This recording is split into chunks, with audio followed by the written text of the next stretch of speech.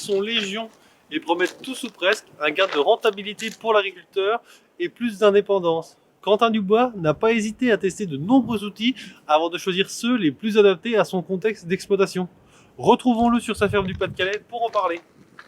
Quentin, que t'apportent les outils numériques que tu utilises sur ta ferme? Aujourd'hui, ça me permet d'anticiper et de valoriser au mieux les intrants que je vais utiliser, que ce soit des produits de protection des plantes ou des produits pour l'alimentation des plantes. Peut-être que sur les parcelles qui sont situées à 10 bornes d'ici, j'aurai une application à faire que ici, j'en aurais pas à faire. Ça me fait encore une fois gagner du temps et ça me permet encore une fois d'appliquer au mieux l'application du produit ou de l'engrais en fonction de ce que me donne l'OAD. L'OAD va me donner une approche à adopter, mais en fonction de ce que je connais de mon territoire, je vais sécuriser mon application et anticiper les aléas climatiques ou les aléas en fonction des maladies et aussi des besoins de la plante. Alors aujourd'hui, on a plusieurs outils. Donc au niveau des enregistrements de produits ou d'engrais, c'est SMAG. Ensuite, j'utilise FarmStar, qui me permet justement d'ajuster une dose d'engrais et la mettre au bon moment, au bon endroit, et aussi l'allier par rapport aux conditions climatiques.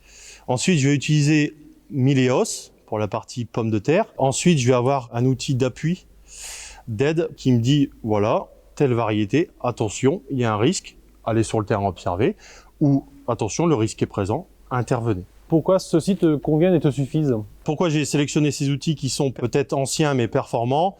Parce qu'ils conviennent entièrement à mon exploitation. Est-ce que, effectivement, ces outils qui sont pas forcément chers, des fois l'abonnement n'est pas forcément cher, mais est-ce que c'est forcément rentable en fait? On peut acheter du pas cher, du très cher.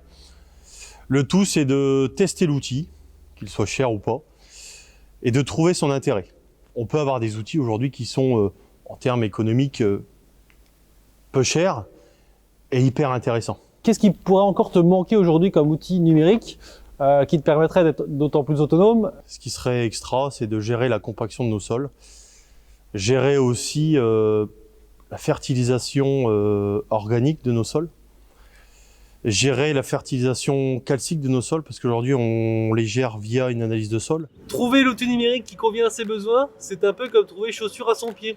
Il faut savoir en essayer plusieurs avant de trouver le bon. Quentin Dubois l'a fait sur sa ferme sans forcément conserver les derniers idées, mais ceux qui le rendent plus indépendant, comme vous. À bientôt pour un prochain épisode.